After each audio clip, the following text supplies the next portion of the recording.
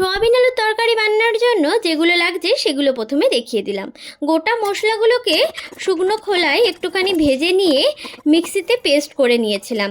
আর সোয়াবিনগুলোকে গরম জলে ফুটিয়ে চিপে চিপে তার জলগুলোকে বার করে নিচ্ছিলাম। তারপর কড়াতে তেল দিয়ে পেঁয়াজ কুচি আর আদা রসুন আর একটুখানি কাজু বাদাম দিয়ে ভালো করে নেড়ে চেড়ে তার মধ্যে কাঁচা লঙ্কা, লঙ্কার গুঁড়ো, হলুদ গুঁড়ো, লঙ্কা গুঁড়োটা কিন্তু কাশ্মীরি লঙ্কার গুঁড়ো দেওয়া হয়েছিল কালারের জন্য, একটু জল দিয়ে আর একটুখানি কেচাপ দিয়ে ভালো করে মশলাটাকে কষিয়ে নেওয়া হচ্ছিল।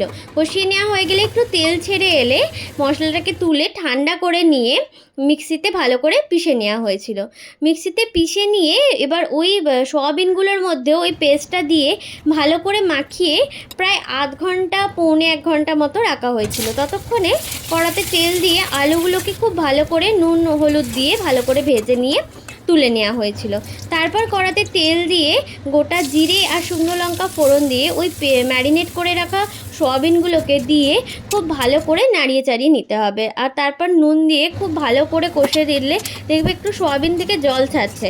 জল ছাড়লে তার মধ্যে ওই মশলার যে জলটা যেটা ম্যারিনেট করে রাখা হয়েছিল ওই জলটাকে অল্প অল্প করে দিয়ে ভালো করে কষে নিতে হবে, যাতে সোয়াবিনের ভেতরে এই মশলার জলটাও যাতে ঢুকে যায় আর টেস্টটা যাতে ভালো আসে।